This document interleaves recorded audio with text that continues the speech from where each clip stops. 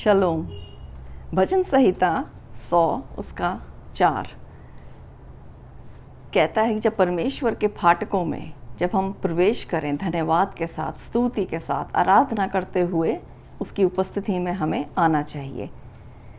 Enter into his gates with thanksgiving and into his courts with praise. Be thankful unto him and bless his name.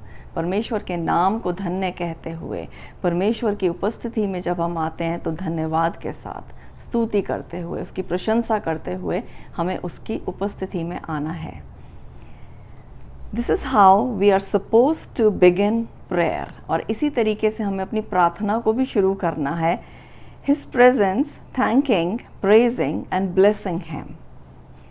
It's exactly what Jesus told us to do in Matthew 6:9. Our Father which are in heaven, holy be your name.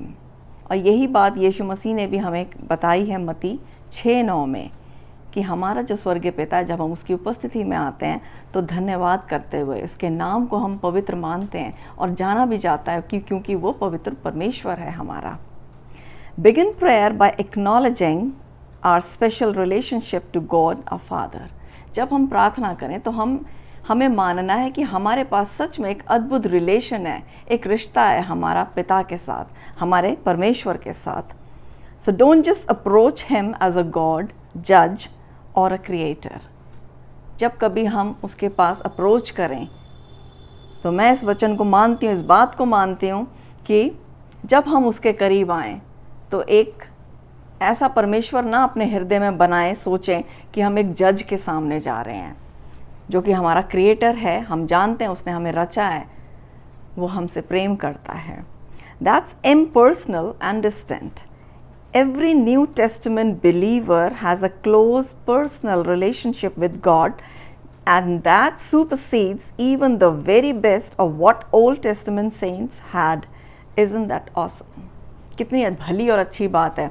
पुराने नियम में जब लोग प्रार्थना करते थे यहोवा से तो वो डरते थे, उसके सम्मुख नहीं आते थे।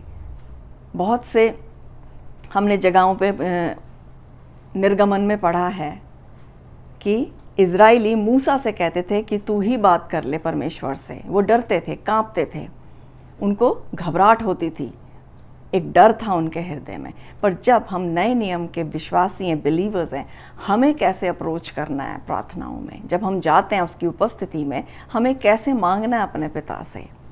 कम into his presence praising and worshipping him.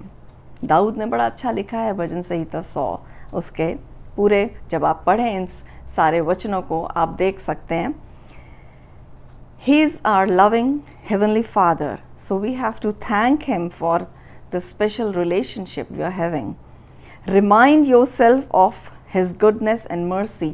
बार बार स्मरण कराओ अपने आप को कि हमारी कितनी भलाइयाँ, अच्छाइयाँ हमारे जीवन में केवल उसी की तरफ से हैं, क्योंकि वचन कहता है भजन संहिता 23 में, निश्चय भलाई और करुणा जीवन भर हम सब के साथ साथ बनी रहेगी और हम यहोवा के धाम में सर्वदा वास करेंगे। ऐसा हमारा थॉट पैटर्न होना चाहिए।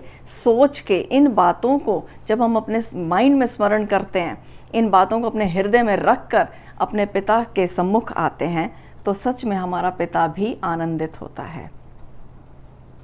इवन बहुत सी बातों में वी आर फेलियर्स, हम बहुत सी बातों में चूक जाते हैं, गलतियां होती हैं, पाप हो जाते हैं, गड़बड़ियां हो जाती हैं, पर फिर भी उसके बावजूद भी हमारा वो एक भला पिता है, वो हमें उठाता है, प्रेम करता है। He is not condemning us. वो हम पर दोष नहीं लगाता। God is pleased with us and he loves us dearly. परमेश्वर हमसे प्रसन्न है, वो हमसे प्रेम करता है।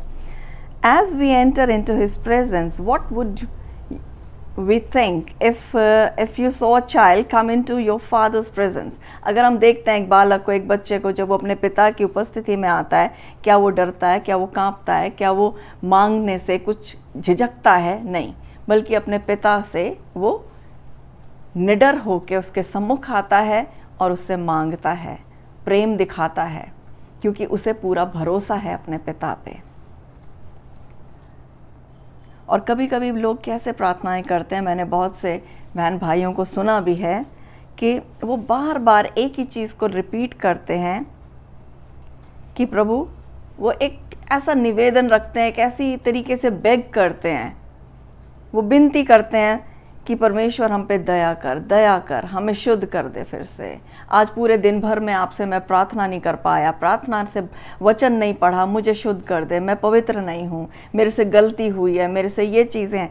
ठीक है, हुई है, पर जब आप पिता के पास जा रहे हैं तो आप इस प्रेम से जाएं कि आपका पिता आपको गले लगाएगा, वो आपको क्षमा करेगा। आप जानते हैं आपसे हुआ है ऐसा। दैट्स नॉट अ वेरी, मतलब एक आप ऐसे सोच के अपने पिता के पास जा रहे हैं, शायद मेरा पिता अच्छा पिता नहीं है, वो परमेश्वर अच्छा नहीं, अगर मैं ये सब नहीं कहूँगा, नहीं मानूंगा, पहले मुझे सारी चीज़ें अपनी सही करनी है, फिर मैं अपने पिता के पास पहुँचूँ। आप ऐसे ही अपने पिता के पास जाएं, क्योंकि वचन में लिखा है, जब प्रोडिगल सन, उड़ाऊ पुत्र, जब वो लौटा अपने पिता के पास, दूर ही से जब उसके पिता ने उसे देखा तो वो आनंद से भर गया, खुशी से भर गया। उसने उसे गले लगाया, चूमा, और वो उसको बार बार कह रहा कि पिता, मैंने तेरे विरुद्ध और परमेश्वर के विरुद्ध का पाप किया है। वो सुन भी नहीं रहा उसकी बात, वो उसको गले लगा रहा। और उसने अपने नौकरों से कहा कि अच्छे से अच्छे वस्त्र लाओ, इसके पाँव में जूती पहनाओ, इसके हाथ में उंगली में अंगूठी पहनाओ। मतलब he was so full of love. और जब हम ऐसी देखते हैं, एग्जैक्टली यीशु मसीह ने जब ये दृष्टांत बताया था उड़ाऊ पुत्र का, उसमें यही था कि उसने किस तरीके से अपने उस पुत्र को अपनाया, पिता ने कैसे अपने पुत्र को अपनाया। आज एग्जैक्टली जब हम अप्रोच करें उस अपने स्वर्गीय पिता के करीब, जब हम उसकी उपस्थिति में जाते हैं, धन्यवाद के साथ, आनंद से भर के, स्तुति करते हुए, अपने उस स्पेशल रिलेशनशिप को स्मरण करो जो पिता ने आपके साथ बना लिया है, क्योंकि यीशु मसीह के द्वारा हम पिता के साथ हमारा मेल हो चुका है और यीशु मसीह हमारा मेल है। तो जब हम उसकी उपस्थिति में आएँ तो हम गिल्ट के साथ नहीं आएँ, बल्कि आनंद से भरकर अपने पिता के सम्मुख जाएं और अपनी बातें आप कह सकते हैं। So every one of us has been guilty of entering into our father's presence with the sense of unworthiness. कभी कभी बहुत सी बातें होती हैं, हमारे दिमाग में रहती हैं कि हम योग्य नहीं हैं, हम वर्दी नहीं हैं। पर God, I haven't prayed, I am not loving the way I should, and focused on our own failures instead of his goodness. अपनी कमी घटियों के ऊपर फोकस रह के पिता से बात करते हैं, उसकी भलाई और अच्छाई को, उसकी गुडनेस को रिसीव नहीं करते। Our Father doesn't like His children approaching Him that way. If you feel like you are so sorry, then praise Him for the fact that He loves such a sorry person. Instead of focusing on your unworthiness, thank Him for His goodness. आपने जो कुछ भी गलतियां हुई हैं, आप उस पे फोकस हो के अपने पिता के करीब मत जाएं, बल्कि उसके साथ उसकी स्तुति करते हुए, तारीफ करते हुए, धन्यवाद करते हुए, क्योंकि वो बहुत ही प्रेमी परमेश्वर है, भला परमेश्वर। जब आप उसके सम्मुख आएंगे, वो जानता है आपकी इस परिस्थिति को, सिचुएशन को, कि आप जैसे भी माहौल से, आप जैसे भी परिस्थिति से गुजरे हैं, वो संभालने पर है, वो गले लगाने पर है। ये एक बड़ी श्योरिटी है हमारे पास कि हमारा पिता हमें धुतकारेगा नहीं, वो हमें दोषी नहीं ठहराएगा, वरन हमें गले लगाकर आनंद के साथ सेलिब्रेट करेगा हमारे साथ, और हमें उसी की भलाइयाँ, अच्छाइयाँ पल पल स्मरण करनी है। और जब हम जाएं उसकी उपस्थिति में, जब हम प्रार्थना में बैठें, तो एक एक बात के लिए धन्यवाद करें जो प्रभु परमेश्वर ने, पिता ने आपके लिए करी है, यीशु मसीह को देकर, जो हमारे जीवन में बहुत सी भलाइयाँ, अच्छाइयाँ करी हैं। हर बात को स्मरण करें और उसको धन्यवाद देते रहें।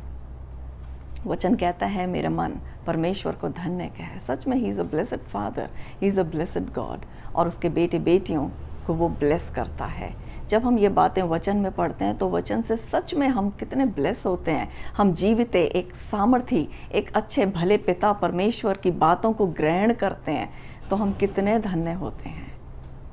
तो प्रभु सच में भला है, अच्छा है, और उसकी उपस्थिति में केवल धन्यवाद के साथ, प्रेज करते हुए, थैंक्स करते हुए एंटर करें। सो गॉड ब्लेस यू ऑल।